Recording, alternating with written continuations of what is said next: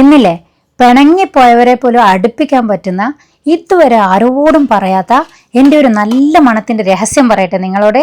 കാരണം നിങ്ങൾ എനിക്ക് ഏറ്റവും പ്രിയപ്പെട്ടവരാണ്.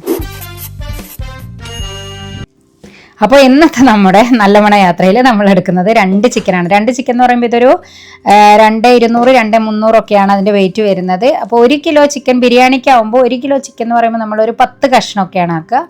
അപ്പോൾ ഇതൊരു 20 കഷ്ണത്തിലധികം ഉണ്ട്, 23 24 കഷ്ണങ്ങളൊക്കെ ആയിട്ടാണ് ഇതാക്കിയിരിക്കുന്നത്. അത് നന്നായിട്ട് കഴുകിയിട്ട് നമ്മളവിടെ വാർത്ത് വെച്ചു.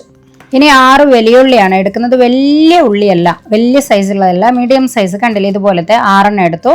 പിന്നെ 2 വെളുത്തുള്ളി ഇതിൽ 1.5 യൂസ് ചെയ്യുക. പിന്നെ ഇതുപോലത്തെ ഒരു കഷ്ണം ഇത്ര പോകുന്നൊരു സൈസിലുള്ള ഇഞ്ചിയും എടുക്കുക. ആ വെളുത്തുള്ളിയിൽ നമ്മൾ നാട്ടിലത്തെ വെളുത്തുള്ളിയാണ്, ആ ചെറിയ വെളുത്തുള്ളിയില്ലേ അതാണ്. അതിൽ ഒരു 1.5 പോടാണ് നമ്മൾ എടുത്തിരിക്കുന്നത്.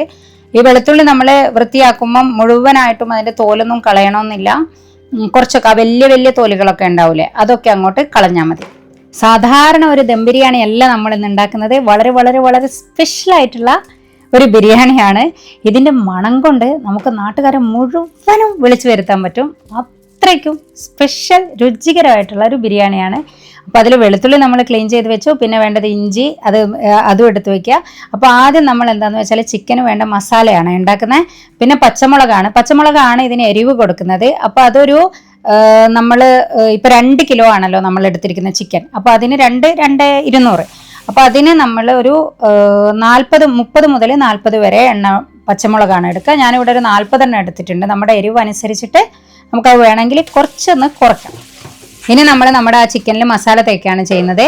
അപ്പോൾ അതിന് ആദ്യം നമ്മൾ കഴുകി വെച്ച് ആ ഒരു ചിക്കനില്ലേ അത് ഇതിലേക്ക് ഇട്ടു. പിന്നെ ഇഞ്ചി, വെളുത്തുള്ളി, പച്ചമുളക് ഇത്രയും ചതുക്കിയിട്ടാണ് ഇടേണ്ടത്.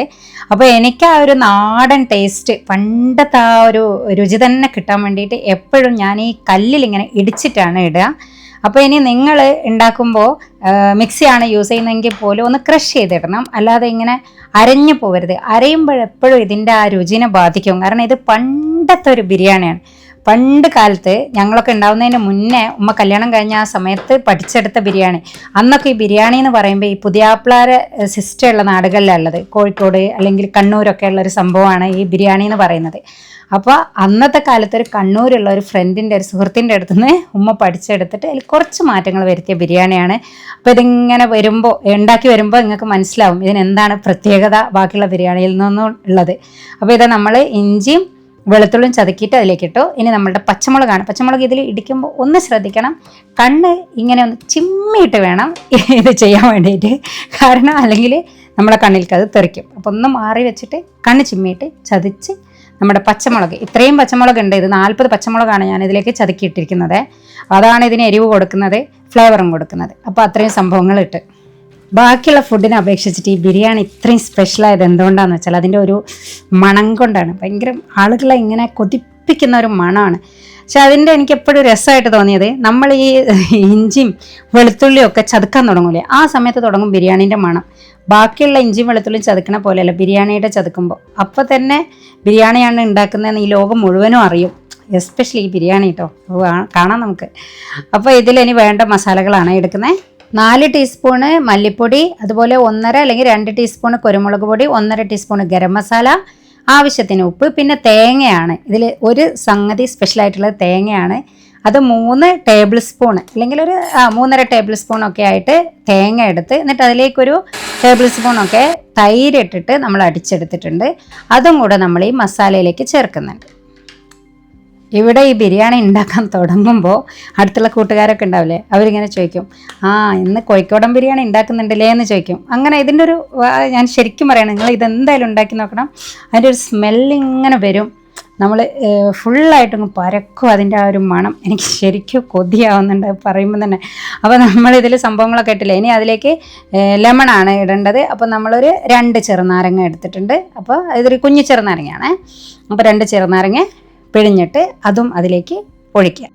പിന്നെ ഇതിൽ ശ്രദ്ധിക്കേണ്ട കാര്യം ഗരം മസാലയാണ്. ഗരം മസാല എന്ന് പറയുമ്പോൾ ഒരിക്കലും നമ്മൾ ബിരിയാണി മസാല എന്ന് പറഞ്ഞ് ഷോപ്പിൽ നിന്ന് വാങ്ങുന്ന സാധനമല്ല, വീട്ടിൽ തന്നെ പൊടിച്ചിട്ടുള്ള ഗരം മസാലയാണ്, അതാണ് ഉപയോഗിക്കേണ്ടത്. ഞാനൊരു ദിവസം റെസിപ്പി ആയിട്ടിടാം, ഒന്നുമില്ല. ജസ്റ്റ് ഇതിൽ സിമ്പിളായിട്ട് പറഞ്ഞു തരികയാണെങ്കിൽ നമ്മുടെ പെരിഞ്ജീരകം, ഏലക്കായും ഗ്രാമ്പും ഏകദേശം ഒരേ അളവിലെടുക്കുക. ദെൻ പട്ട, പിന്നെ പെരുംജീരകയില്ലേ അത് കുറച്ച് അധികം എടുക്കുക. എന്നിട്ട് നന്നായിട്ട് വറുത്തിട്ട് നല്ലോണം ഫൈനായിട്ട് പൊടിച്ചെടുക്കുന്നതാണ് ഗരം മസാല. അത് നമുക്കൊരു ദിവസം ഇടാം, വീഡിയോ ഇടാം. പിന്നെ ഇതിലേക്ക് ഇലകളാണ് വേണ്ടത്. അപ്പോൾ മല്ലിയിലയൊക്കെ ഒന്ന് നോക്കണേ. ഞാൻ ഏകദേശം ഒരളവ് നിങ്ങൾക്ക് കാണുമ്പോൾ മനസ്സിലാവില്ല. മല്ലിയിലേൻ്റെ ഒക്കെ ഇടയിൽ പുല്ലുണ്ടാവും, പുൽച്ചെടി പോലത്തെ സംഭവങ്ങളൊക്കെ. അപ്പോൾ അതൊക്കെ ഇല്ലാതെ ഒന്ന് പൊട്ടിച്ചെടുക്കുക. എന്നിട്ട് അതിനെ മണ്ണൊക്കെ കളഞ്ഞിട്ട് കഴുകിയിട്ട് അത് നന്നായിട്ട് മുറിച്ചിട്ട് നമ്മുടെ ആ മസാലയിലേക്ക് തന്നെ ഒന്ന് ഇടുക. ഇതിൽ വരുന്നത് മല്ലിയില, പുതിനയില, ഒരു തണ്ട് കറിവേപ്പില. പിന്നെ നമ്മൾ തൈരാണ് ചേർത്തിരിക്കുന്നത്. അത് നമ്മൾ പുളിക്കനുസരിച്ചിട്ട് ചേർക്കണം. പിന്നെ അടുത്തതാണ് എൻ്റെ ഏറ്റവും ഫേവറേറ്റ് പരിപാടി. ഇതിനെ നമ്മളിങ്ങനെ ഇങ്ങനെ ഇങ്ങനെ ഇങ്ങനെ കുഴച്ചെടുക്കണം. അതാണ് അടുത്ത പരിപാടി കേട്ടോ. അപ്പോൾ അതായത് ഇതിലിപ്പോൾ നമ്മളെല്ലാ മസാലകളും ഇട്ടില്ലേ, അതെല്ലാം കൂടെ നന്നായിട്ട് മിക്സ് ആക്കിയിട്ട് എടുക്കുക. ഇപ്പം നമുക്ക് വേണമെങ്കിൽ ഒരു നുള്ളു മഞ്ഞൾപ്പൊടി ഇടാം, ഒറ്റ നുള്ളു മഞ്ഞൾപ്പൊടി ഇടാം. ഞാൻ ഇതിൽ ചേർക്കുന്നില്ല. ഇനി നമുക്കിത് കുഴച്ച് കഴിഞ്ഞിട്ട് ഇതിൻ്റെ ടേസ്റ്റൊക്കെ ഒന്ന് നോക്കാം. ഇവിടെ നമുക്ക് വേണമെങ്കിൽ തൈര് ഞാനൊരു 3 ടേബിൾ സ്പൂണൊക്കെയാണ്, ടോട്ടലി 4 ടേബിൾ സ്പൂണൊക്കെയാണ് യൂസ് ചെയ്തിട്ടുള്ളത്. അപ്പോൾ നമ്മളുടെ പെർഫെക്റ്റ് ആയിട്ട് കിട്ടിയിട്ടുണ്ട്. അപ്പോൾ അതിൽ ഇപ്പം നോക്കിയിട്ട് എന്തെങ്കിലും ഉപ്പ്, പുളി, ദെൻ എരിവ്, ഈ 3 സംഭവമാണല്ലോ. അതിൽ പിന്നെ ഗരം മസാലയുടെ ഒരു ഫ്ലേവർ അധികം ഇടരുത്. ഗരം മസാല നമ്മുടെ വീട്ടിലുണ്ടാക്കുന്നതിന് നല്ല മണം ഉണ്ടാവും, നല്ല രുചിയും ഉണ്ടാവും. അപ്പോൾ അതൊന്നും അധികം ഇടരുത്. ഇനി നമുക്ക് വേണ്ട ഉള്ളി മുറിച്ചെടുക്കുക. അതും ഇങ്ങനെ നല്ല നൈസായിട്ട് നമ്മൾ കട്ട് ചെയ്തെടുക്കണേ. സ്ലൈസസ് ആക്കി എടുക്കണം, കുഞ്ഞ് നല്ല നേരിയ സ്ലൈസസ് ആക്കിയിട്ട് എടുക്കണം. ഇനി നമ്മൾ ബിരിയാണി ഉണ്ടാക്കാനുള്ള വലിയൊരു വട്ടയാണ് ഞാൻ എടുക്കുന്നത്. ഇത് നോൺ സ്റ്റിക്ക് ആണ്. ഇനി മറ്റേ നമ്മുടെ സാധാരണ വട്ടപാത്രം എടുത്താലും മതി. ശരിക്കും ഈ ബിരിയാണി ഇങ്ങനത്തെ ഷേപ്പുള്ള ഒരു പാത്രത്തിലല്ല കേട്ടോ ഉണ്ടാക്കേണ്ടത്. ഓയിലാണ് നമ്മൾ ഉള്ളി വഴറ്റുന്നത്. 6 ഉള്ളി നേരിയതായിട്ട് മുറിച്ചത് ഓയിലിലേക്ക് ഇട്ടു. ഈ നോൺ സ്റ്റിക്ക് ആയതുകൊണ്ട് ഇത്ര ഓയിൽ മതി. പക്ഷെ മറ്റേതാണെങ്കിൽ കുറച്ചും കൂടെ ഓയിൽ വേണ്ടി വരും.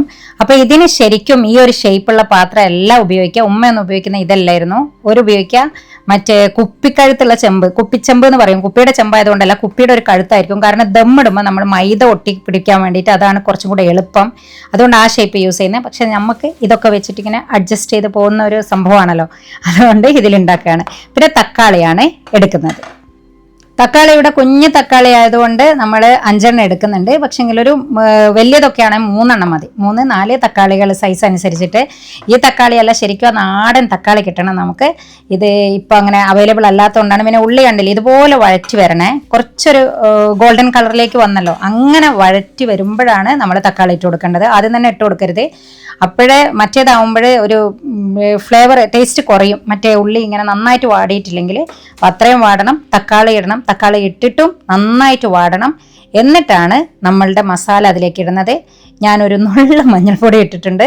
ഉമ്മ ഇടാറില്ല, പക്ഷെ ഞാൻ ഒരു ഇത്തിരി ഇട്ട് കൊടുക്കും. നമ്മൾ ഈ 2 കിലോ ചിക്കൻ ഇട്ട ഒരു മഞ്ഞൾപ്പൊടിയുടെ അളവ് കണ്ടില്ല, ഒരു നുള്ളി അങ്ങോട്ട് ഇട്ട് കൊടുക്കുക. അങ്ങനെയാണ് വേണ്ടത്. ഇവിടെ നമുക്കിതിൻ്റെ രുചിയൊക്കെ ഒന്ന് നോക്കാം. എല്ലാം എന്തെങ്കിലും കുറവുണ്ടോ അങ്ങനെയൊക്കെയുള്ള രീതിയിലൊക്കെ ഒന്ന് നോക്കാം. നമ്മളുടെ ഭയങ്കര രസമായിട്ടോ ആ മസാല, നല്ല രുചിയായിരിക്കും ആ ഒരു സമയത്തൊക്കെ നമ്മളിങ്ങനെ ടേസ്റ്റ് നോക്കുമ്പോൾ. അപ്പോൾ അതങ്ങോട്ട് മാറ്റി വെച്ചിട്ടുണ്ട്. ഇനി ഞാൻ നെയ്ച്ചോറ് ഉണ്ടാക്കുന്ന പറഞ്ഞുതരാം. ഇതിന് വേണ്ട ചോറാണ്. എല്ലാവർക്കും കുറേ ആളുകൾക്കുള്ളൊരു സംശയം, ഇതെങ്ങനെയാണ് വെള്ളം കൂടിയിട്ട് ഇങ്ങനെ കുതിർന്ന് ഭയങ്കര ഇതാവും, വേറെ കിട്ടൂല എന്നൊക്കെ ഉള്ളത്. നമ്മൾ ജീരകശാല അല്ലെങ്കിൽ കൈമരി എന്നാണ് ഞാൻ പറയാറ്. അപ്പോൾ കൈമരി എടുക്കുക. അത് എപ്പോഴും ഒരു പഴയ അരിയാവുന്നതാണ് നല്ലത്. നല്ല മണമായിരിക്കും. ഇങ്ങനെ തുറക്കുമ്പോൾ തന്നെ നല്ല മണം ഉണ്ടാവും. ചില കൈമരിക്ക് സ്മെല്ലുണ്ടാവില്ല, പക്ഷേ ഇത് നല്ല സ്മെല്ലുള്ള അരിയാണ്. അത് കടിക്കുമ്പോൾ ഒരു ക്രിക്ക് എന്നുള്ളൊരു സൗണ്ട് ഉണ്ടാവും. അതാണ് ആ പഴമ എന്ന് പറയുന്നത്. എന്നിട്ട് ഇത് നമ്മളവിടെ മാറ്റി വെച്ചു. പിന്നെ ഇതിൽ നമ്മളിപ്പോൾ തന്നെ ഒന്ന് അളന്ന് വെക്കണം. കാരണം ഈ അളവനുസരിച്ചിട്ടല്ലേ നമ്മൾ വെള്ളം ഒഴിക്കുന്നത്. വറ്റിച്ചിട്ടല്ലേ നമ്മൾ നെയ്ച്ചോറ് ഉണ്ടാക്കുന്നത്. കറക്റ്റ് വേവായിരിക്കണം നമ്മുടെ ബിരിയാണിക്ക്. എസ്പെഷ്യലി നെയ്ച്ചോറിന് കുറച്ച് വേവ് കൂടിയാൽ വലിയ കുഴപ്പമുണ്ടാവില്ല. പക്ഷെ ബിരിയാണിക്ക് കറക്റ്റ് വേവിൽ കിട്ടണം. ഇങ്ങനെ വെറുതെ ഇരിക്കണം നമ്മുടെ അരികൾ. ചോറുണ്ടാക്കിയതിന് ശേഷം അപ്പോഴാണ് ആ ഒരു രുചി പെർഫെക്റ്റ് ആയിട്ടുള്ള ഒരു ബിരിയാണി എന്ന് പറയാം. പിന്നെ ഇതിൽ നമ്മൾ ഒരു കഷ്ണമാണ് ഉള്ളി എടുക്കുന്നത്. നമ്മുടെ ഈ ഒരു റൈസ് ഉണ്ടാക്കാൻ വേണ്ടിയിട്ട് ഒരു കഷ്ണം ഉള്ളി എടുക്കുകയാണ്. ചെറിയൊരു കഷ്ണം ഉള്ളി മതി. പിന്നെ ഇതിലെല്ലാം കറക്റ്റ് ആയിരിക്കണം അളവുകൾ. ഇപ്പോൾ ഓയിലും നെയ്യും മിക്സ് ആയിട്ടാണ് നമ്മൾ ഇതിലേക്ക് എടുക്കുക. അപ്പോൾ ഒട്ടിപ്പിടിക്കൽ കുറയുമല്ലോ. അപ്പോൾ ഒരു ഗ്ലാസ്സാണ് നമ്മൾ ഓയിൽ എടുക്കുന്നത്. അപ്പോൾ അതിനൊരു 3-4 ടേബിൾ സ്പൂൺ, 3 ടേബിൾ സ്പൂൺ മതി. 3-3.5 ടേബിൾ സ്പൂണ് നെയ്യ് നല്ല നെയ്യ് എടുക്കുക, സ്മെല്ലുള്ള. അപ്പോൾ ഒരു 3 ടേബിൾ സ്പൂണോളം നെയ്യ് എടുക്കുക. പിന്നെ ആ ഉള്ളി ഇടുക. ഉള്ളി ഇട്ടിട്ടുണ്ടെങ്കിൽ പിന്നെ വഴഞ്ഞിട്ട് വരുമൊന്നും വേണ്ട. ജസ്റ്റ് ഉള്ളി ഇട്ട് ഉടനെ തന്നെ നമ്മൾ വെള്ളം ഒഴിക്കണം. കാരണം അല്ലെങ്കിൽ അതിൻ്റെ നിറം മാറിപ്പോവും. നമ്മുടെ റൈസ് നല്ല വൈറ്റ് ആ കളറിൽ തന്നെ കിട്ടണം. ഉള്ളി ഒന്ന് മൊരിഞ്ഞിട്ടുണ്ടെങ്കിൽ നമ്മുടെ റൈസിൻ്റെ കളർ അങ്ങ് മാറും. അപ്പോൾ ആ ഉള്ളി ഇട്ട് ഉടനെ തന്നെ വെള്ളം ഒഴിക്കണം. അതുകൊണ്ടാണ് ഞാൻ അവിടെ വെള്ളം ആദ്യം തന്നെ റെഡിയാക്കി വെച്ചിട്ടുള്ളത്. അപ്പോൾ അതുപോലെ വെള്ളം അവിടെ റെഡിയാക്കി വെച്ചതിന് ശേഷം നെയ്ച്ചോറ് ഉണ്ടാക്കാൻ വേണ്ടിയിട്ട് നിൽക്കുക. നെയ്ച്ചോറ് ഉണ്ടാക്കാനാണെങ്കിൽ നമ്മൾ 1 ഗ്ലാസ് അരിക്ക് 2 ഗ്ലാസ് വെള്ളം, അങ്ങനെയല്ലേ അതിൻ്റെ ഒരു അളവ് വരുന്നത്. 1:2 എന്നുള്ളതാണ് അതിൻ്റെ ഒരു പ്രൊപ്പോർഷൻ. പക്ഷെ നമ്മൾ ഈ ബിരിയാണി എന്ന് പറയുമ്പം ഈ കൈമരി, എസ്പെഷ്യലി കൈമരി എന്ന് പറയുമ്പോൾ നമ്മൾ എടുക്കുന്നത് അത്രയും എടുക്കില്ല. അതായത് ഇപ്പോൾ 1 കിലോ അരി എന്ന് പറഞ്ഞാൽ നമുക്കൊരു 5 ഗ്ലാസ് ഒക്കെയാണ് അരി ഉണ്ടാവുക. അതിൻ്റെ ഒരു ക്വാണ്ടിറ്റി എന്ന് പറയുമ്പോൾ അപ്പോൾ ഒരു 10 ഗ്ലാസ് ആണ് നമ്മൾ 1 കിലോ അരി 10 ഗ്ലാസ് വെള്ളമാണ് എടുക്കുക. അപ്പോൾ ആ 10 ഗ്ലാസ് വെള്ളത്തിൽ നിന്ന് 1 ഗ്ലാസ് അങ്ങോട്ട് കുറയ്ക്കുക. അതായത് 9 ഗ്ലാസ് എടുക്കുക. 10 ഗ്ലാസ്സിന് 9 ഗ്ലാസ് വെള്ളം എടുക്കുക. അപ്പോൾ എപ്പോഴും കുറച്ച് വെള്ളം കുറച്ചിട്ട് വേണം നമ്മൾ അതിൽ ഒഴിക്കാൻ. അപ്പോൾ ഇവിടെ ഞാൻ 2 ഗ്ലാസോളം വെള്ളം കുറച്ചിട്ടാണ് അവിടെ ഒഴിച്ചിരിക്കുന്നത്. പിന്നെ ശ്രദ്ധിക്കേണ്ട കാര്യം, നമ്മൾ അരി ആദ്യം തന്നെ കഴുകി വെക്കരുത്. ഇത് പൊതിർന്നു പോകും. കാരണം കൈമരി എന്ന് പറഞ്ഞിട്ടുണ്ടെങ്കിൽ ഭയങ്കര പെട്ടെന്ന് അങ്ങോട്ട് പൊതിർന്ന് പോകണ അങ്ങനത്തെ ഒരു അരിയാണ്. അപ്പോൾ അത് പൊതിർന്നു പോകും. അതുകൊണ്ട് ആദ്യം തന്നെ കഴുകരുത്. നമ്മുടെ വെള്ളം അവിടെ തിളക്കും എന്നുള്ള ഒരു സമയം എത്തിയിട്ടുണ്ടെങ്കിൽ മാത്രം നമ്മളുടെ അരി കഴുകി വരിക. പിന്നെ നമ്മുടെ ആ തിളച്ച വെള്ളത്തിൻ്റെ മൂടിയൊക്കെ തുറക്കുമ്പോൾ നന്നായിട്ട് ശ്രദ്ധിക്കണം. കാരണം ആവി അങ്ങോട്ട് പൊന്തി അങ്ങോട്ട് വരും. അപ്പോൾ അത് ശ്രദ്ധിക്കുക. ദെൻ നമ്മൾ എപ്പോഴും ഈ കഴുകിയിട്ടുണ്ടെങ്കിൽ ഒന്ന് അരിപ്പപാത്രത്തിലേക്ക് ഇട്ട് വെക്കുക. അല്ലെങ്കിലും നമ്മൾ കഴുകിയാൽ അതിൽ കുറച്ച് വെള്ളം ഉണ്ടാവും. അതുകൊണ്ടാണ് ഞാൻ ഒന്ന് കുറച്ചിട്ടെടുക്കുന്നത്. അപ്പോൾ അധികം അങ്ങോട്ട് കൂടാതിരിക്കാൻ വേണ്ടിയിട്ട് ഒന്ന് അരിപ്പപാത്രത്തിലേക്ക് ഇട്ടതിന് ശേഷം അതിലേക്ക് അരിയിടുക.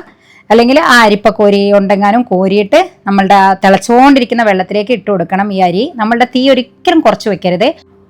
അരി ഇട്ടതിന് ശേഷം ഒന്ന് ഇളക്കിയിട്ട് ഉപ്പൊക്കെ നോക്കാം. നമ്മളുടെ പെർഫെക്റ്റ് ആണ്, ഒന്നുമില്ല കുഴപ്പം. അപ്പോൾ ഉപ്പൊക്കെ ഒന്ന് നോക്കാം. എന്നിട്ട് അവിടെ മൂടി വെക്കുക. തീ കുറച്ചിട്ടില്ല, നമ്മളുടെ ആ ഒരു തീയിൽ തന്നെയാണുള്ളത്. 5 മിനിറ്റ് മൂടി വെക്കുക. 5 മിനിറ്റ് കഴിഞ്ഞിട്ട് തുറക്കുമ്പോൾ ഇതുപോലെ റൈസ് വന്നിട്ടുണ്ടാവും. റൈസും വെള്ളവും കൂടെ ഒരേ ഒരു നിരയിൽ ഇങ്ങനെ വന്നിട്ട് മേലേക്ക് ഇങ്ങനെ നിൽക്കുന്നുണ്ടാവും. എന്നിട്ട് അതൊന്നങ്ങോട്ട് ഇളക്കി കൊടുക്കുക. തീയിൽ നമ്മൾ കുറയ്ക്കേ ചെയ്തിട്ടില്ല, ആ ഒരു തീയിൽ തന്നെയാണുള്ളത്. എന്നിട്ട് നമ്മൾ മീഡിയത്തിലിടരുത് തീ. കുറച്ച് ഭയങ്കര ഫ്ലെയിമുള്ള ഒരു സ്റ്റൗ ആണെങ്കിൽ കുറച്ച് വയ്ക്കുക. സാധാരണ ഒരു നാട്ടിലൊരു ഫ്ലെയിമിനനുസരിച്ചിട്ട് മാക്സിമം ഒരു തീയിൽ തന്നെയാണ് ഇടേണ്ടത്. എന്നിട്ട് ഒന്നും കൂടെ മൂടിയിട്ട് നമ്മൾ കഴിയുന്നുണ്ടെങ്കിൽ ഒരു വെയിറ്റ്, കാരണം എൻ്റെ മൂടി കുറച്ച് ഒരു ഷേപ്പൊക്കെ മാറിയ കാരണം പുറത്തേക്കൊക്കെ ആവി പോകുന്നുണ്ട്. അതുകൊണ്ട് ഒരു വെയിറ്റ് വെക്കുക. എന്നിട്ട് 3 മിനിറ്റും കൂടെ വെക്കുക. എന്നിട്ട് ഓഫാക്കുക. എന്നിട്ട് തുറന്ന് നോക്കുമ്പോൾ ഇതുപോലെ നല്ല മണമൊക്കെ പരക്കുന്ന കറക്റ്റ് വേവിൽ നമ്മുടെ ബിരിയാണിക്ക് വേണ്ട എന്ത് റൈസാണോ അതേ ഒരു വേവിൽ നമുക്ക് കറക്റ്റായിട്ട് സംഭവം കിട്ടിയിട്ടുണ്ടാവും. ആ ഒരു രുചിയും ആ ഒരു മണമൊക്കെ ഇപ്പോൾ അങ്ങോട്ട് പരക്കും വീട്ടിലൊക്കെ. ഇനി നമ്മൾക്ക് നമ്മുടെ ദമ്മിടാൻ വേണ്ടിയിട്ടാണ്. മസാലയുടേത് ഇങ്ങോട്ട് എടുത്തു വെച്ചു. അപ്പോൾ ഇതിൽ ശ്രദ്ധിക്കണം, നമ്മളുടെ ഇതെന്ന് പറഞ്ഞാൽ ചിക്കൻ വേവാത്ത ചിക്കനാണ്. അതെന്താ ചെയ്യാന്ന് വെച്ചാൽ അത് അടിയിൽ കിടന്നിട്ട് വേവുമ്പം അതിൻ്റെ മേലേക്കാണ് നമ്മൾ ഈ സംഭവം നമ്മുടെ റൈസ് ഇട്ട് കൊടുക്കുക. അപ്പോൾ ഈ ചിക്കനിൽ വെള്ളം ഉണ്ടെന്ന് ഉറപ്പ് വരുത്തണം. ഞാൻ ഇതിലൊരു 1/2 കപ്പ് വെള്ളമാണ് ഒഴിച്ചത്, നോൺ സ്റ്റിക്ക് ആയതുകൊണ്ട്. എന്നിട്ട് വാഴൻ്റെ ഇല വെച്ചിട്ട് അതിൽ ചെറിയ ചെറിയ ഇങ്ങനെ കീറി കൊടുക്കുക. അവിടെ ഇവിടെയൊക്കെ ആയിട്ട് അതിൻ്റെ ഒരു എയർ ഇങ്ങനെ മേലേക്ക് നന്നായിട്ട് ആ സ്റ്റീം വരാൻ വേണ്ടിയിട്ട്, ആ ചിക്കൻ്റെ ആ ഒരു ബിരിയാണി മസാലയുടെ സ്റ്റീം മേലേക്ക് വരണം. എന്നിട്ട് ആ സ്റ്റീമിൽ ഇങ്ങനെ നമ്മുടെ ചോറിലേക്ക് വന്നിട്ട് നല്ല ഒരു ഫ്ലേവറിങ് വരും നമ്മുടെ റൈസിന്. ആ ബിരിയാണിയുടെ ഫുൾ ഫ്ലേവറും നമ്മുടെ റൈസ് അങ്ങോട്ട് പിടിച്ചെടുക്കും. കാരണം ചിക്കൻ അതിൽ ഇങ്ങനെ വെന്തുകൊണ്ടിരിക്കുകയല്ലേ. അപ്പോൾ വെള്ളത്തിൻ്റെ കാര്യം നന്നായിട്ട് ശ്രദ്ധിക്കുക. അത് ഒന്നോ രണ്ടോ വട്ടം ഉണ്ടാക്കിയാൽ നിങ്ങൾക്ക് മനസ്സിലാവും എത്ര നമുക്ക് വെള്ളം വേണം. ഇത് നോൺ സ്റ്റിക്ക് ആയിട്ട് 1/2 കപ്പ്, അപ്പോൾ മറ്റേതാവുമ്പോൾ 1 കപ്പൊക്കെ വെള്ളം ഒഴിക്കേണ്ടി വരും. കാരണം നമ്മൾ ഈ ഹൈ ഫ്ലെയിം 1-1.5 വേണ്ടി വരും. കാരണം ഹൈ ഫ്ലെയിമിലിട്ടിട്ടാണ് നമ്മളിത് ചിക്കൻ വേവിക്കുക. പെട്ടെന്ന് അങ്ങോട്ട് വേവിച്ചെടുക്കുകയാണ് ചെയ്യുക. ആ ഫ്ലെയിം ഹൈയിലിടുമ്പോഴാണ് മേലേക്ക് മുഴുവനായിട്ടും അതിൻ്റെ ആവി അങ്ങോട്ട് എത്തുക. പിന്നെ വേറൊരു കാര്യമുള്ളത്, നമ്മൾ ആ ചിക്കൻ നേരത്തെ മസാല തേച്ച് വെച്ചില്ലേ, അപ്പോൾ അതൊരു അരമണിക്കൂറെങ്കിലും, അതായത് ഉള്ളിയൊക്കെ വഴറ്റുന്നതിൻ്റെ മുന്നേ ആക്കി വെച്ചില്ല, അതൊരു അരമണിക്കൂറെങ്കിലും വെക്കാൻ വേണ്ടിയിട്ട് ശ്രമിക്കുക. അപ്പോഴാണ് നമ്മൾ ആ ചിക്കൻ കുറച്ചും കൂടി സോഫ്റ്റ് ആയി കിട്ടുക. പിന്നെ നമ്മൾ ഈ പെരുന്നാളിനും അല്ലെങ്കിൽ വലിയ ഫംഗ്ഷനോ ഗസ്റ്റൊക്കെ ഉണ്ടെങ്കിൽ ആദ്യം തന്നെ തലേദിവസം രാത്രി തന്നെ ആ മസാലകളൊക്കെ തേച്ചിട്ട് ഇലകളല്ലാത്ത ബാക്കിയുള്ള എല്ലാ മസാലകളും അതിലിട്ടിട്ട് നമ്മൾക്ക് നന്നായിട്ട് മിക്സ് ചെയ്തിട്ട് ഫ്രിഡ്ജിൽ എടുത്തു വെക്കാം. എന്നിട്ട് പിന്നെ പിറ്റേ ദിവസം ഉള്ളിയൊക്കെ വഴറ്റിയിട്ട് അതിൽ മല്ലിയിലയും പുതിനയിലയും കറിവേപ്പിലയും ഇട്ടിട്ട് അങ്ങനെ ചെയ്യാം. ഇനി എന്തെങ്കിലും സംശയം ഉണ്ടെങ്കിൽ കമൻസിൽ എന്തായാലും നിങ്ങൾ ചോദിക്കണം. എനിക്ക് നല്ല സന്തോഷമാണ് അതിനെക്കുറിച്ച് പറഞ്ഞു തരാൻ. മാത്രമല്ല നിങ്ങളുടെ ഓരോരോ കാര്യങ്ങളൊക്കെ എന്നോട് ഇങ്ങനെ സംസാരിക്കാറുണ്ട് കമൻസിൽ. അതൊക്കെ എനിക്ക് ഭയങ്കര സന്തോഷമാണ്. നിങ്ങൾ ഉണ്ടാക്കുന്ന നിങ്ങളുടെ നാട്ടിൽ സ്പെഷ്യൽ ഫുഡിനെ കുറിച്ചൊക്കെ ഓരോരോ ആളുകൾ പറയും. അതൊക്കെ എനിക്ക് വളരെ സന്തോഷമുള്ള കാര്യമാണ്. അപ്പോൾ അതൊക്കെ നിങ്ങൾ ഇനിയും തുടർന്നും ചെയ്തുകൊണ്ടിരിക്കുക. അപ്പോൾ ഇത് ഇനി നമ്മൾ ദമ്മിടുകയാണ്. ഞാൻ നേരത്തെ പറഞ്ഞില്ല ആ കുപ്പിക്കഴുത്തിൻ്റെ കാര്യം. അതാവുമ്പോൾ നമ്മൾ ഉള്ളിൽ ഇങ്ങനെ മൈദ വെച്ചിട്ട് അതിന് മേലെ മൂടി വെക്കുന്നത്. പക്ഷേ ഇത് നമുക്ക് ഇങ്ങനെയല്ലേ ചെയ്യാൻ നല്ലത്. അപ്പോൾ എല്ലാ ഹോളുകളും അടയണം. നമ്മളുടെ മൈദ പരത്തിയതാണിത്. സാധാരണ മൈദ തന്നെ വെള്ളം ഒഴിച്ചിട്ട് പരത്തി, എന്നിട്ട് അത് ഫുള്ള് നമ്മൾ കട്ട് ചെയ്ത് ഇപ്പം തന്നെ നമ്മൾ ഇങ്ങനെ ആക്കുമ്പം ഈ ഫുൾ ഫ്ലെയിമിലാണ്, ഹൈ ഫ്ലെയിമിലാണ് ഇടുന്നത്. അപ്പോൾ ആ ഒരു ഫുൾ ഫ്ലെയിമിൽ ഇട്ടിട്ട് നമ്മൾ മേലേക്ക് അങ്ങ് പൊന്തി വരികയാണ് ചെയ്യുക ഇതിൻ്റെ ആ ആവി. എന്നിട്ട് അതിങ്ങനെ ചോറിലേക്ക് അങ്ങോട്ട് പരക്കുകയാണ് ചെയ്യുക. ഇപ്പം തന്നെ ആണെങ്കിലും എവിടെയെങ്കിലുമൊക്കെ കുഞ്ഞു കുഞ്ഞു ഓട്ടകളൊക്കെ ഉണ്ടാവും. അപ്പോൾ അതിൻ്റെ ഉള്ളിൽ നിന്നൊക്കെ ഇങ്ങനെ ആ ഒരു സ്മെല്ല് കുറച്ചൊക്കെ ഇങ്ങനെ പുറത്തേക്ക് വരും. ഭയങ്കര ഒരു കൊതിയുള്ള സാധനമാണ് ഈ ബിരിയാണീൻ്റെ മണം എന്ന് പറയുന്നത്. അപ്പോൾ എല്ലാവരും ചോദിക്കും ഇത് സംഭവം. അപ്പോൾ ഞാൻ പറഞ്ഞില്ലേ, ഇത് നമ്മുടെ വീടിൻ്റെ ചുറ്റുപാടുള്ളവരും അറിയും, അതുപോലെ നാട്ടുകാരും അറിയും നമ്മുടെ വീട്ടിൽ ബിരിയാണി ഉണ്ടാക്കുന്നുണ്ട് എന്നുള്ളത്. അപ്പോൾ നമ്മളുടെ ആ ഒരു ദമ്മിടാൻ വേണ്ടിയിട്ട് ഒരു എത്ര മിനിറ്റ് നമ്മൾക്ക് കോഴി വേവാൻ വേണ്ടിയിട്ട് വേണോ അത്രയും സമയം നമ്മൾ ആ ഫ്ലെയിമിൽ വെക്കണം. ഇത് അടുപ്പിലുണ്ടാക്കുമ്പോൾ ഇതിൽ നിന്നും വ്യത്യസ്തമാണ്. ആ ഒരു കാഴ്ച എന്ന് പറയുന്നത് ഭയങ്കര രസമാണ്. നമ്മൾ പുറത്ത് കല്ലൊക്കെ വെച്ചിട്ട് പുറത്തൊരു അടുപ്പുണ്ടാവുമല്ലോ, ആ അടുപ്പിലല്ലേ നമ്മളിത് ശരിക്കും നാട്ടിലൊക്കെ ഇപ്പോഴും വീട്ടിൽ അങ്ങനെ തന്നെയാണ് ഉണ്ടാക്കുന്നത്. അപ്പോൾ അതാവുമ്പോഴെങ്ങനെയാണെന്ന് വെച്ചാൽ നമ്മൾ നേരത്തെ പറഞ്ഞ അങ്ങനത്തെ ഒരു ഷേപ്പിലുള്ള ചെമ്പിലല്ലേ ഉണ്ടാവുക. അപ്പോൾ അതിൻ്റെ അടിയിൽ ഇങ്ങനെ ഇത് ചിരട്ടയാണ് ഇടുക. ഒരു 20-30 ചിരട്ട ഇട്ടിട്ട് അത് നന്നായിട്ട് അങ്ങോട്ട് കത്തിക്കും. എന്നിട്ട് അത് കത്തി കഴിഞ്ഞിട്ട് അത് കനലാവുമ്പം അതെടുത്തിട്ട് നമ്മൾ ദമ്മിൻ്റെ മേലെയുള്ള മൂടിയില്ലേ അതിൻ്റെ മേലേക്ക് ആ കനലിടും. എന്നിട്ട് അതിങ്ങനെ അവിടെ കിടക്കും ഒരു മണിക്കൂറോളൊക്കെ എങ്ങനെ ആ ഒരു ചൂടിലിങ്ങനെ. അങ്ങനെയാണ് ആ ദം എന്ന് പറയുന്നത്. ഇതിൻ്റെ മണം അങ്ങോട്ട് പരക്കുന്നുണ്ട് ഇത് തുറക്കുമ്പോൾ. ഇവിടെ ആണെങ്കിലും ഞാൻ നേരത്തെ പറഞ്ഞല്ലോ ഒരു 20-25 മിനിറ്റൊക്കെ അല്ലേ എടുക്കുക നമ്മൾ ചിക്കൻ വേവാൻ വേണ്ടിയിട്ട്. അപ്പോൾ ആ ഒരു ഫ്ലെയിം ഓഫ് ചെയ്യുമല്ലോ അതിൻ്റെ ശേഷം. അങ്ങനെ ഓഫ് ചെയ്തതിന് ശേഷം അപ്പം തന്നെ നമ്മൾ ഇത് ദമ്മ് പൊട്ടിച്ചിട്ട് തുറക്കരുത്. നമ്മൾ ക്ഷമയോട് കൂടിയിട്ട് കൊതിയോട് കൂടിയിട്ട് ഇങ്ങനെ കാത്തിരിക്കണം. ആ കാത്തിരിപ്പിൻ്റെ ഒടുവിൽ കഴിക്കുന്ന ആ രസമാണ് ബിരിയാണി എന്ന് പറയുന്നത്. അപ്പോൾ ഇവിടെ നമ്മൾ ദമ്മ് പൊട്ടിച്ചിട്ട് ഇതാ റൈസ് അങ്ങോട്ട് ഈ റൈസിൽ കണ്ടില്ലേ കളറൊക്കെ മാറും. ആ മേലത്തെ മസാലയും ഒക്കെ ഇങ്ങനെ കുറച്ചായിട്ട് മേലേക്ക് പൊന്തിയില്ല. അപ്പോൾ ഇതിൻ്റെ കളറൊക്കെ മാറിയിട്ട് നമ്മളുടെ ആ ബിരിയാണി റൈസിൻ്റെ ആ ഒരു കളർ ഇങ്ങോട്ട് വരും. ഇതിന് ആ മണം വരും, ആ ഒരു രുചി വരും, ഒന്നും പറയാനില്ല. അപ്പോൾ അത് മുഴുവനും റൈസ് മുഴുവനും ഒരു പാത്രത്തിലേക്ക് നമ്മൾ മാറ്റാം. ഇതിലിനി ഉള്ളി അണ്ടിപ്പരിപ്പും മുന്തിരിയും ഒക്കെ പൊരിച്ചിട്ടിടുന്നത് ഇഷ്ടമുള്ളവരാണെങ്കിൽ നമ്മൾ ആ റൈസ് ഇടുന്ന ആ സമയമില്ലേ അത് ലെയറായിട്ട് ഇട്ട് കൊടുക്കാം. അപ്പോൾ നമ്മളുടെ ഒരു കോഴിക്കോടൻ ബിരിയാണീൻ്റെ ഒരു ഫ്ലേവർ നന്നായിട്ട് വരും കേട്ടോ. അതിന് ആദ്യം റൈസ് ഇടുക, എന്നിട്ട് കുറച്ചും കൂടി ഉള്ളിയും ഇതൊക്കെ ഇട്ട് കൊടുക്കുക, പിന്നെയും റൈസ് ഇടുക, അങ്ങനെ ഇടാം. ഇനി അങ്ങനെയല്ല കഴിക്കുന്ന സമയത്ത് ഗാർണിഷൊക്കെ ചെയ്തിട്ട് ഇങ്ങനെ കുറച്ച് ക്രിസ്പി ആയിട്ടുള്ള ഉള്ളിയൊക്കെ അങ്ങനെ കിട്ടുന്നതാണ് ഇഷ്ടം എന്നുള്ളവർക്ക് അങ്ങനെയും ഇടാം. അതൊക്കെ നമ്മളുടെ ഒരു ചോയ്സാണ്. അപ്പോൾ നമ്മളിതാ റൈസ് മുഴുവനും അതിലേക്ക് ഇട്ടു. കണ്ടില്ലേ മസാലയുടെ ഒരു കളറും റൈസിൻ്റെ ഒക്കെ മാറി ഇപ്പോൾ കളർ. നമ്മൾ ഇട്ട വൈറ്റ് കളറൊന്നുമല്ല. അത് മുഴുവൻ അതിലേക്ക് ഇടുക. എന്നിട്ട് പിന്നെ ഇലയില്ലേ ആ ഇല അങ്ങോട്ട് മാറ്റുക. നമ്മുടെ മസാല ഇതാ സംഭവം സെറ്റ് വന്നിട്ടുണ്ട്. നല്ല രസമാണ് കേട്ടോ, സെറ്റായിട്ട് വന്നിട്ടുണ്ട്. ഇനി എനിക്ക് പറയാൻ പറ്റുന്നില്ല. ഓക്കെ, അപ്പോൾ ചിലപ്പോൾ ഇല്ലേ നമ്മുടെ ഈ മസാലയിൽ കുറച്ചൊരു വെള്ളം ഉണ്ടാവും, ഒരിത്തിരി ഇങ്ങനെ. ആ വെള്ളം ഇത്തിരി ഉണ്ടെങ്കിൽ രസമാണ്. ആ വെള്ളം എടുത്തിട്ട് നമ്മൾ ഈ റൈസിലേക്ക് അങ്ങോട്ട് ആക്കിയാൽ മതിയേ. എന്നിട്ട് റൈസിലൊന്ന് മിക്സ് ചെയ്താൽ മതി. അപ്പോൾ നല്ല ഫ്ലേവർ കിട്ടും. നമ്മൾ കുറച്ചും കൂടെ ആ ബിരിയാണി ഫ്ലേവർ കിട്ടും അതിന്, ആ റൈസിന്. അപ്പോൾ ഇതാ നമ്മൾ ഇങ്ങനെയാണ് നമ്മൾ സെർവ് ചെയ്യേണ്ടത്. ആദ്യം റൈസ്, പിന്നെ അതിൻ്റെ ഇടയിൽ മസാല. എനിക്ക് കോഴിമുട്ടയൊക്കെ വെക്കാൻ ഇഷ്ടമുള്ളവർക്ക് അതൊക്കെ വെച്ച് കൊടുക്കാം. പിന്നെ ഒന്നും കൂടെ റൈസ് ഇടും. എന്നിട്ട് അതിനെ നന്നായിട്ടൊന്ന് പരത്തിയിട്ട് നമ്മുടെ പ്ലേറ്റ് എടുത്തിട്ട് അതിലേക്ക് അങ്ങ് കമിഴ്ത്തി കൊടുക്കും. അപ്പോഴും ഒന്നും കൂടെ ആ സ്മെല്ല് വരും, കൊതിപ്പിക്കും നമ്മളെ. ആ കൊതിയോട് കൂടിയിട്ട് ആ മണമൊക്കെ അറിഞ്ഞുകൊണ്ട് ആ ബിരിയാണി കഴിക്കുമ്പോഴുള്ള ആ ഒരു സുഖമുണ്ട് അല്ലേ, നമ്മൾ അനുഭവിച്ചൊരു കാര്യമല്ലേ. ഇപ്പം മനസ്സിലായില്ലേ ബിരിയാണിക്ക് മാത്രം എന്താണ് ഇത്രയും പ്രത്യേകത ഈ ലോകത്തുനിന്ന്. അപ്പോൾ ഇതിൻ്റെ റൈസ് എന്ന് പറയുന്നത് ഇതുപോലെയാണ് ഉണ്ടാവുക. ഇങ്ങനെ വെറുതെന്നായിട്ട് നമുക്ക് കിട്ടും. ഇതുപോലെ ഒന്ന് റൈസ് ഉണ്ടാക്കി നോക്കിയാൽ മതി നിങ്ങൾ. പിന്നെ തീരെ ഒട്ടിപ്പിടിച്ചിട്ടൊന്നുമില്ല, വേറെ ആയിട്ടാണ് റൈസൊക്കെ ഉള്ളത്. പിന്നെ ഇതിങ്ങനെ ആക്കുമ്പോൾ അതിൽ ആ മസാലയുടെ കളറ്, ബിരിയാണിയുടെ കളറ് എല്ലാം നോക്കിയാൽ പെർഫെക്റ്റ് ആയിട്ടുള്ള ഒരു ബിരിയാണിയാണ് നമുക്ക് ഇതുപോലെ ഉണ്ടാക്കിയാൽ കിട്ടുക. അപ്പോൾ നമ്മളിതാ കഴിച്ച് നോക്കുകയാണ്. ചമ്മന്തിയും ഉള്ളിയും എന്താണോ നിങ്ങൾക്ക് ഇഷ്ടം അതൊക്കെ അങ്ങോട്ട് ഇട്ടിട്ട് അയ്യോ അപ്പോൾ ഇതിങ്ങനെ കഴിക്കുക, ഭയങ്കര രസമാണ് കേട്ടോ, നല്ല രുചിയുള്ള ബിരിയാണിയാണ്. പിന്നെ ഇതിൻ്റെ ശരിക്കും പിന്നെയും ടേസ്റ്റ് കൂടും വെക്കുമ്പോൾ ഒരു 3 ദിവസമൊക്കെ നമുക്കിത് വേണമെങ്കിൽ ഫ്രിഡ്ജിൽ വെച്ചിട്ട് ചൂടാക്കിയിട്ട് കഴിക്കാം. അപ്പോൾ നമുക്കതിൻ്റെ മാക്സിമം രുചി അറിയാൻ പറ്റും. അപ്പോൾ ഇങ്ങനത്തെ രുചി യാത്രകളുമായിട്ട് നമുക്ക് കുറേ സഞ്ചരിക്കണം.